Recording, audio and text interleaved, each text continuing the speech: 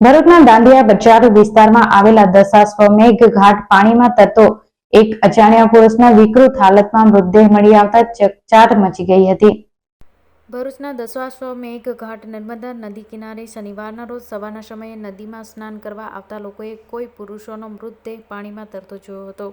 આ અંગેની જાણ સ્થાનિકોએ સામાજિક કાર્યકર ધર્મેશ સોલંકીને જાણ કરવામાં આવતા તેઓએ સ્થળ ઉપર પહોંચી મૃતદેહ અંગે અંકલેશ્વર શહેર એ ડિવિઝન પોલીસ મથકમાં મૃતદેહ અંગેની જાણ કરી હતી, જેથી પોલીસ મથકનો સ્ટાફ તાત્કાલિક સ્થળ ઉપર દોડી આવી અજાણ્યા પુરુષોનો મૃતદેહ બહાર કાઢી પોસ્ટમોર્ટમ અર્થે સિવિલ હોસ્પિટલમાં ખસેડવામાં આવ્યો હતો।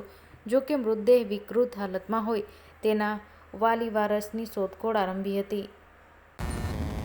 છેલ્લા 3 દિવસની અંદર નર્મદા નદી દશાશ્વમેઘ ઘાટ પરથી આ બીજે બોડી મળી આવેલ છે।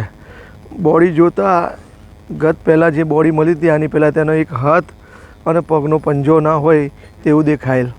આજે પણ એક ડીકમ્પોઝ હાલતમાં એક પુરુષનો મૃતદેહ દશાશ્વમેઘ ઓવારા પરથી મળી આવેલ છે।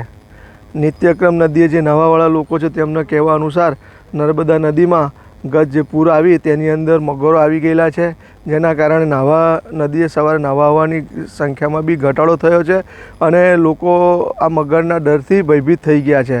તો લોકોની માંગ છે, મારી પણ મીડિયાના માધ્યમથી માંગ છે કે આ નદી કિનારાના ભાગે હોર્ડિંગ્સ લગાડવા જોઈએ કે અહીંગાત જળચર પ્રાણીઓથી બચવું, અહીંગાત મગર છે, પાણી ઊંડું છે, એવા હોર્ડિંગ્સો બેનરો લગાડવા જોઈએ, જેથી કરી અને કોઈનો જીવ બચાવી શકાય છે।